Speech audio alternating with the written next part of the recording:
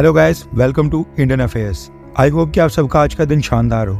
आज 20 मार्च के दिन पूरी दुनिया में international day of happiness celebrate किया जा रहा है। यूनाइटेड नेशन जनरल असेंबली ने 28 जून 2012 को एक रेजोल्यूशन पास करके इस दिन की एस्टेब्लिशमेंट की थी और कहा था कि हैप्पीनेस पूरी दुनिया में सभी वर्ग के लोगों का एक फंडामेंटल राइट होना चाहिए, यानी खुश रहने का सभी लोगों को अधिकार होना चाहिए।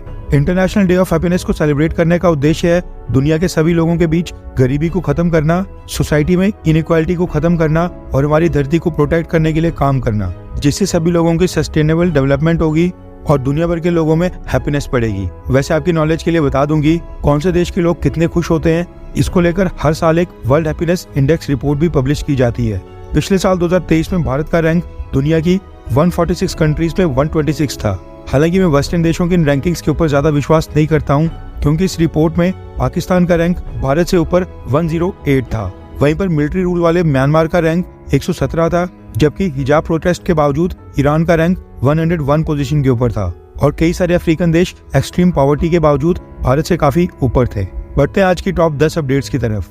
सबसे पहली अपडेट आ रही है सऊदी अरब से और इस न्यूज से भारत के मुस्लिम से काफी इफेक्ट होने वाले हैं, क्योंकि सऊदी अरब ने उम्रा को लेकर नए रूल्स और रेगुलेशंस को लागू कर दिया है। दरअसल इस्लाम में रमजान के महीने को पवित्र माना जाता है। कहा जाता है कि इस महीने रोजा रखने और इबादत करने का ज्यादा फल मिलता है, इसलिए रमजान के महीने में दुनिया भर के मुसलमान उम्रा करने के लिए सऊदी अरब पहुंचते थे। अब क्योंकि रमजान 29 से 30 दिन तक चलता है, ऐसे में अपनी सऊदी अरब की विजिट के दौरान मुस्लिम लोग वहाँ पर कई बार उम्रा करते थे, बार बार वहाँ पर काबा पहुँच जाते थे और मक्का की ग्रैंड मस्जिद में इकट्ठा होते थे। ऐसे में पिछले कल सऊदी अरब ने अब सभी देशों के मुस्लिम्स के ऊपर रोक लगाते हुए रमजान के दौरान एक बार उम्रा करने का रूल लागू कर दिया है।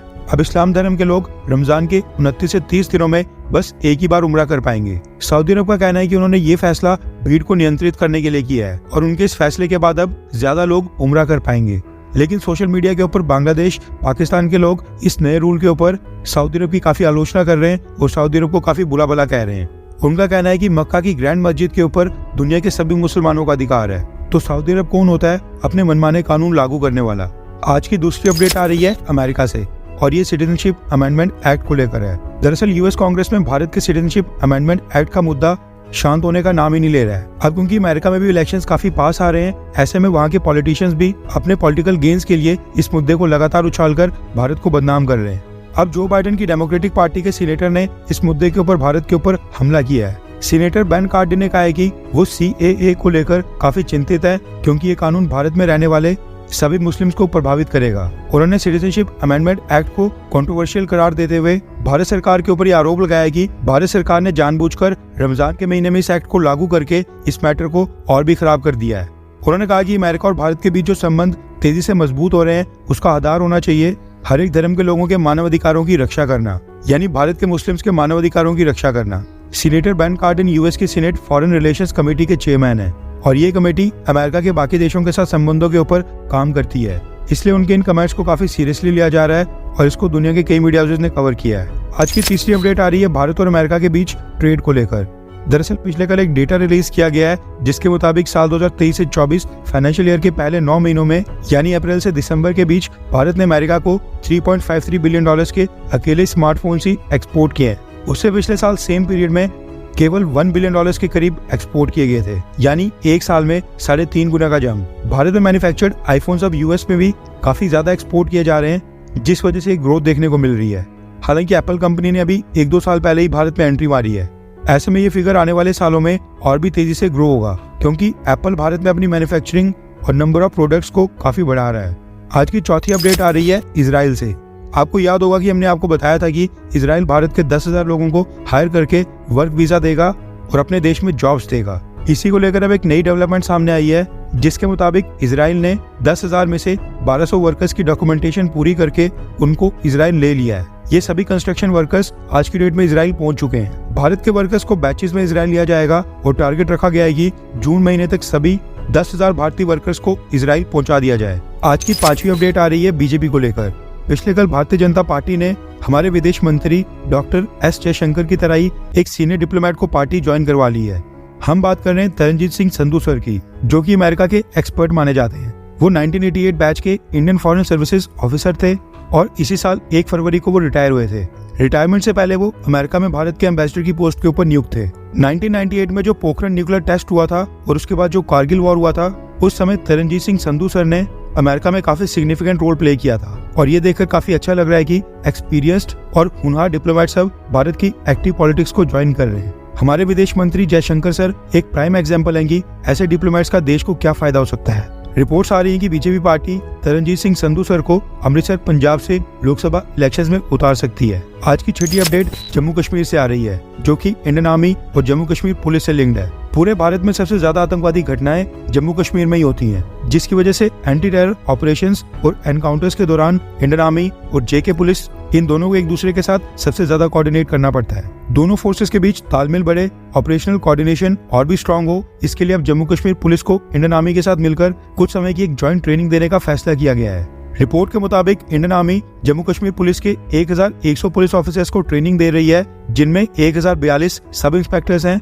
जबकि 62 के करीब प्रोबेशनरी डीएसपीज हैं। जम्मू कश्मीर की डोडा डिस्ट्रिक्ट के भालडा रीजन में white night corps battle school है, जहां पिछले कल ये ट्रेनिंग स्टार्ट हो गई है। जैन के पुलिस ने इस ट्रेनिंग के लिए नॉर्दर्न आर्मी को थैंक्स बोला है और कहा कि इस ट्रेनिंग से दोनों फोर्सेस के बीच सिनर्जी, इंटरऑपरेबिलिटी और अंडरस्टैंडिंग और भी बढ़ेगी, जिसका ग्राउंड के ऊपर फायदा भी देखने को मिलेगा। आज की 7वीं अपडेट आ रही है भारत के पॉल्यूशन लेवल को लेकर। स्विस ऑर्गेनाइजेशन IQAir ने वर्ल्ड एयर क्वालिटी रिपोर्ट 2023 को रिलीज कर दिया है, जिसके मुताबिक पिछले साल 2023 में भारत दुनिया का तीसरा सबसे पॉल्यूटेड देश था। फर्स्ट पोजीशन के ऊपर बांग्लादेश सबसे ज्यादा पॉल्यूटेड कंट्री थी, सेकंड के ऊपर पाकिस्तान और फिर थर्ड के ऊपर India.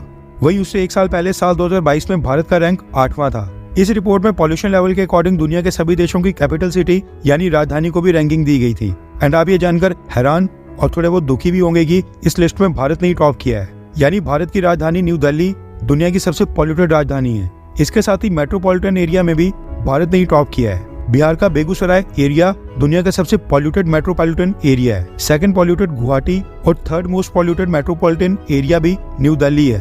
Top 11 most polluted metropolitan area में से 10 तो भारत के ही हैं और ये वाकई में बहुत ही इंपॉर्टेंट इशू है, जिसके ऊपर मोदी सरकार को ध्यान देना ही चाहिए। ये रिपोर्ट पूरी दुनिया में पब्लिश होती है, यानी पूरी दुनिया में भारत की काफी बदनामी हो रही है। इसके अलावा पॉल्यूशन के हेल्थ के ऊपर जो हानिकारक प्रभाव होते हैं वो अलग से। आज की 8वीं अपडेट आ रही है इजराइल से। इजराइल पिछले काफी समय से कह रहा है कि हमास के आतंकी गाजा के अंदर वहाँ पर हॉस्पिटल्स के अंदर छुपे हैं, लेकिन दुनिया का कोई भी देश उनकी बात बिल्कुल नहीं मान रहा था। इजराइल के ऊपर आरोप लगाए जा रहे थे कि इजराइल हॉस्पिटल्स के ऊपर हमला करने के बहाने ढूंढ रहा है, लेकिन पिछले कल इजराइल की बात पूरी तरह से सच साबित हो गई है। इजराइल डिफेंस फोर्सेस ने गाजा पट्टी के सबसे बड़े हॉस्पिटल अल शिफा हॉस्पिटल के ऊपर रेड्स मारते हुए वहां पर एक ऑपरेशन चलाया, जिसमें टोटल 50 के करीब हथियारबंद आतंकियों को मारा गया, जबकि कुल 180 सस्पेक्टेड मिलिटेंट्स को वहां पर डिटेन करके अरेस्ट किया गया।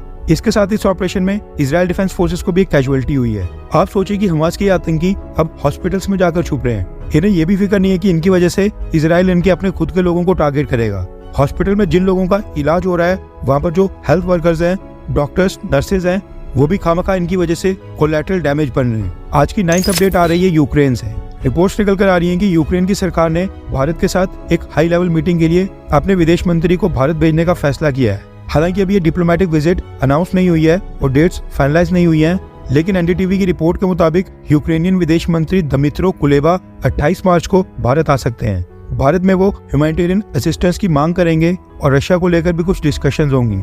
आज की 10वीं और लास्ट अपडेट आ रही है कनाडा से। Canadian prime minister Justin Trudeau Bharat की तरफ इजराइल से भी पंगा लेना स्टार्ट हो गए हैं। दरअसल कनाडा की पार्लियामेंट ने एक रेजोल्यूशन पास किया है, जिसमें इजराइल को सभी प्रकार के हथियार सप्लाई करने के ऊपर रोक लगाने का फैसला किया गया। यानी अब कनेडियन सरकार इजराइल को ना ही हथियार देगी और ना ही एमुनिशन। इसकी घोषणा कनाडा की फॉरेन मिनिस्टर मेलेनी जॉली ने पिछले कल खुद ही की। अभी कुछ ही घंटे पहले ये खबर निकल कर आ रही है। अब इजराइल की बात करें तो वो चारों तरफ से दुश्मनों से घिरा है। ऐसे में इजराइल को लगातार एमुनिशंस और हथियार चाहिए होते हैं। इसी कारण से कनाडा के इस फैसले से इजराइल काफी चिढ़ गया है और इजराइल ने कनाडा की सरकार के इस फैसले का विरोध किया है और कहा कि कनाडा की सरकार एक ऐसा कदम उठा रही है जिससे इजराइल के सेल्फ डिफेंस का राइट कमजोर होगा। अब पहले भारत से पंगा लिया और अब इजराइल। पता नहीं जस्टिन ट्रूडो को कौन ऐसी राय दे रहा है।